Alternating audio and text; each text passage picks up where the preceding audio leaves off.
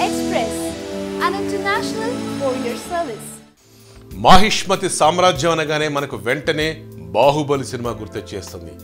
జై మాహిష్మతి అంటూ నినాదాలు చేసే మాహిష్మతి రాజ పరివారం రామోజీ ఫిల్మ్ సిటీలో నిర్మించిన మాహిష్మతి సెట్ గుర్తొస్తుంది. అయితే అసలు విషయం ఏంటంటే మాహిష్మతి సామ్రాజ్యం కల్పన కాదు, అది నిజం.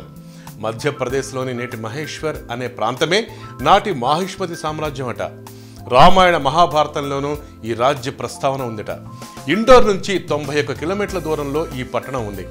నర్మదా నది సమీపంలో ఉన్న సహస్రార్చన మందిరాన్ని దర్శిస్తే ఆ కాలం నాటి గోపురాలు మందిరాలు అప్పటి గొప్పతనాన్ని గమనించవచ్చు అంటున్నారు. ఈ ప్రాచీన పట్టణాన్ని కార్తవ్య వీరార్జునుడు నిర్మించాడని కథనం ఉంది. ఇది ఆ రాజు రాజధానిగా ఉండేదట అప్పట్లో.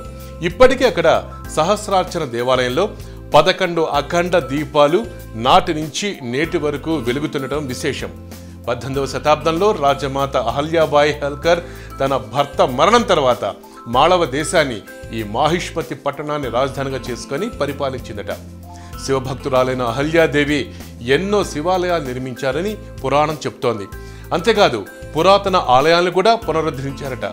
గుజరాత్లోని ఉజ్జయిని గయా ఆలయాలను కూడా అహల్యాదేవే పునరుద్ధరించారట. నిషాద రాజ్యపు రాజు ఆ తర్వాత మాహిష్మతి రాజ్యాన్ని పరిపాలించాడని తెలుస్తోంది. కురుక్షేత్ర యుద్ధం తర్వాత ధర్మరాజు సైతం ఈ రాజ్యాన్ని ఆక్రమించాలని చూశారట. కానీ విజయం సిద్ధించలేదట. అంతటి ప్రాశస్త్యం ఉన్న మాహిష్మతి సామ్రాజ్యం గురించి రాజమౌళికి తెలిసి తీశాడా తెలియక తీశాడా కానీ మొత్తానికి ఆ మహాద్భుత సామ్రాజ్యాన్ని మాత్రం మళ్ళీ కళ్ళకు కట్టమే గొప్ప విషయం. ఇలాంటి మరిన్ని సూపర్ న్యూస్ కోసం please subscribe Yoyo TV channel.